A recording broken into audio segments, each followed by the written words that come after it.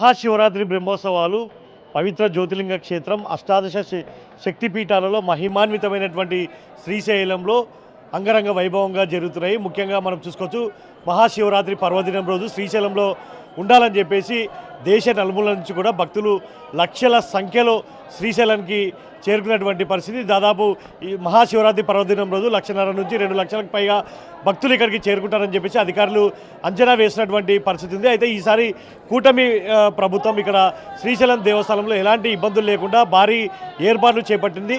అయితే ముఖ్యంగా కూడా క్యూ లైన్లలో భక్తులు ఇబ్బందులు పడకుండా ఉండేందుకు 4 క్యూ లైన్లను ఏర్పాటు చేసింది. ముఖ్యంగా కూటమి ప్రభుత్వం ఏర్పాటు చేసినటువంటి సౌకర్యాల మీద భక్తులు సంతృప్తి వ్యక్తం చేస్తున్నారు. మరోపక్క నల్లమల గుండా పాదయాత్ర గుండా పెద్ద సంఖ్యలో భక్తులు శ్రీశైలానికి చేరుకున్నారు. ముఖ్యంగా మహాశివరాత్రి పర్వదినం రోజు ఈరోజు రాత్రి జరిగేటువంటి స్వామి అమ్మవారు నందివాహన సేవ మీద భక్తులకి దర్శనమివ్వనున్నారు.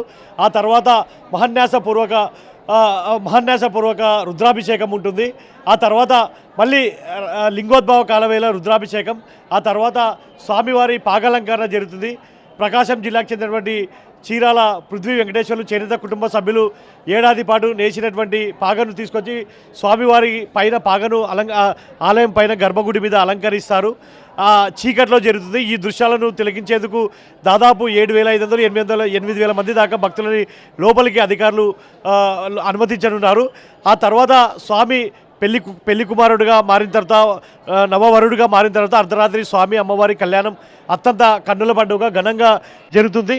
అయితే ఈ దృశ్యాలను తిలకించేందుకు పెద్ద ఎత్తున కూడా శ్రీశైలం దేవస్థానానికి భక్తులు చేరుకున్నారు.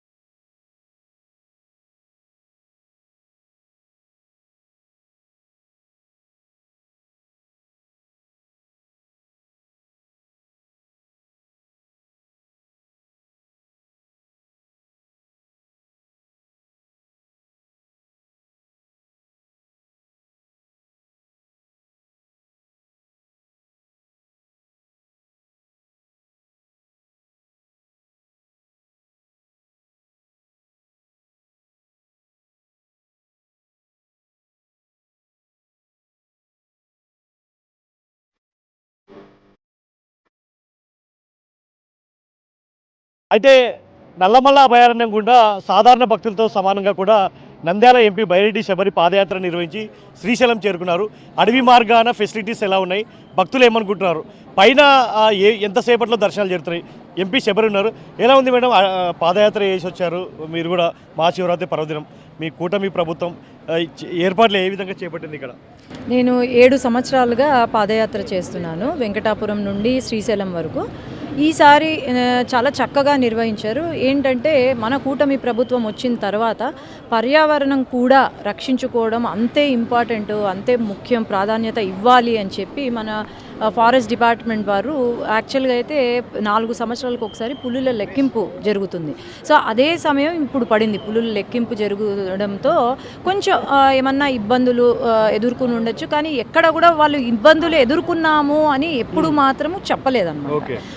చాలా చక్కగా నిర్వహించారు. ఏమంటే ప్లాస్టిక్ వద్దు అని చెప్పాము. ప్లాస్టిక్ మనకు తెలుసు కాలుష్యం, అవన్నీ మేము నివారణ చెయ్యాలి అని చెప్పి అడుగులు ముందుకు వేస్తున్నాము. తర్వాత దర్శనం కూడా ఆ రోజు ఏమంటే శ్రీశైలం గుడి మనకు టీటీడీ మాదిరి చాలా పెద్ద గుడి అయితే కాదు. మనకు మామూలుగా ఆ సమయంలో 8,000 మంది వచ్చేవాళ్ళు, కానీ ఈసారి 45,000-50,000 మంది రావడంతో, ఒక్కసారిగా రావడంతో, అది కర్ణాటక భక్తులు ఎక్కువ వచ్చారు. ఈసారి కర్ణాటక భక్తులు ఎక్కువ రావడము, వాళ్ళు ఏంటంటే కొంచెం అటు సరిగ్గా జరగలేదు మాకు దర్శనం, మేము ఊర్లకు వెళ్ళిపోవాలా. నేను ఒకటే కోరేది, మనము భక్తితో మహాశివరాత్రి రోజు దర్శనం చేసుకోవాలి అనుకున్నప్పుడు, ఈరోజు కూడా నేను సామాన్య భక్తురాలు మాదిరే నేను దర్శనం చేసుకున్నాను. సామాన్య భక్తురాలు మాదిరే నేను కొండ ఎక్కాను, అక్కడ ఉన్న చెంచులకు ఉన్న సమస్యలు ఏంటో కూడా చూశాను, లేకపోతే ఇక్కడ ఎవరైనా ఇబ్బందులు పాలవుతున్నారా అని కూడా చూశాను. ఎంతో చక్కగా నిర్వహించారు. ఇక్కడ కూడా అడ్మినిస్ట్రేషన్ కూడా చక్కగా నిర్వహిస్తుంది.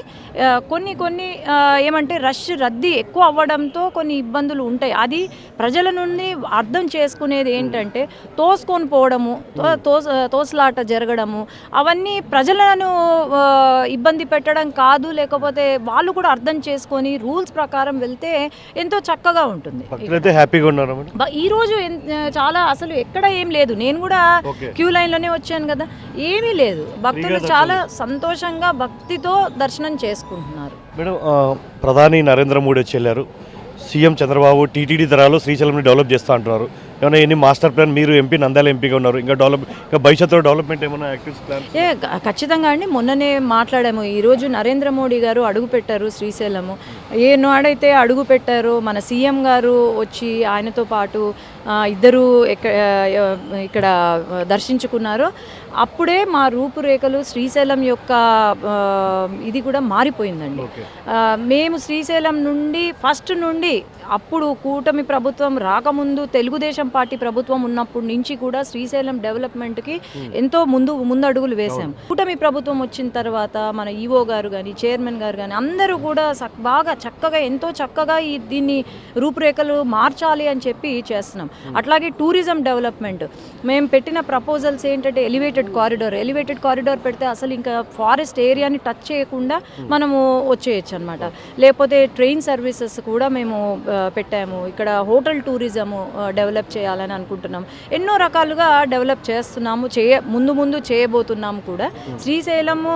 శ్రీశైల క్షేత్రము ప్రపంచవ్యాప్తంగా అందరికీ తెలిసేలాగా ప్రయత్నము మాది. Right madam, thank you. ఇది మొత్తం మీద కూడా శ్రీశైలం దేవస్థానం పరిధిలో ఈ కూటమి ప్రభుత్వం ఈసారి భక్తులకి 50 గ్రాముల ఉచిత లడ్డు అందిస్తుంది. దీంతోపాటు క్యూ లైన్లలో అల్పాహారం. గతంలో 4-5 గంటల దర్శనం పట్టేది, ఈసారి అరగంటలోనే భక్తులు దర్శనాలు చేసుకుంటారు. మొత్తం మీద శ్రీశైలం దేవస్థానానికి సంబంధించి ప్రపంచవ్యాప్తంగా గుర్తింపు తెచ్చే చర్యలు చేపడతాము కూటమి ప్రభుత్వం అని చెప్పి నంద్యాల ఎంపీ బైరెడ్డి శబరి చెప్తున్నారు. ఇది ఇక్కడ పరిస్థితి.